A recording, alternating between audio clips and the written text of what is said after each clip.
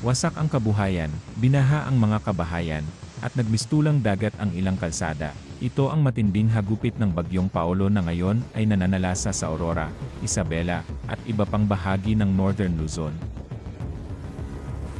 Sa isang iglap, ang taniman ng saging sa Barangay Ditawini, Dinalungan, Aurora ay pinadapa ng malalakas na hangin. Ang mga pamilyang ilang buwan pinagpaguran ang kanilang ani, ngayon ay wala nang babalikan. Sa Lemery, Batangas, hindi na nakayanan ng mga residente ang rumaragasang tubig baha. Pinilit silang lumikas habang ang kanilang mga tahanan ay unti-unting nilalamon ng baha. Ang iba na may stranded at umaasang makakatawid gamit ang mga nakahandang truck na itinabi ng MDRRMO.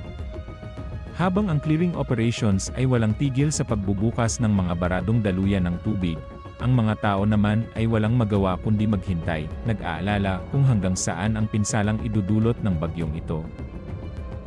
Sa Dilasag, Aurora, ipinatupad ang mahigpit na pagbabawal na lumabas ng bahay.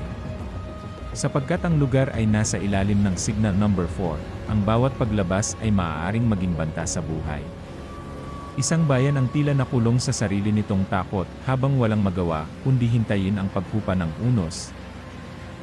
Sa Dinapigue, Isabela kung saan unang naglandfall ang bagyo, nakunan ng video ang halos sumisipol na malakas na hangin at walang tigil na ulan.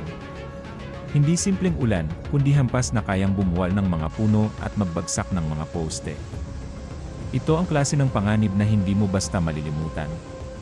Sa Etiague at iba pang bayan ng Isabela, dama na rin ang galit ng bagyo.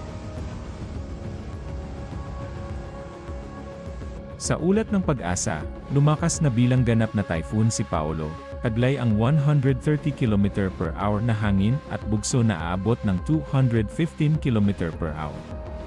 Sa bawat segundo ng kanyang pagkilos, libo-libong Pilipino ang nangangamba, ligtas pa ba kami?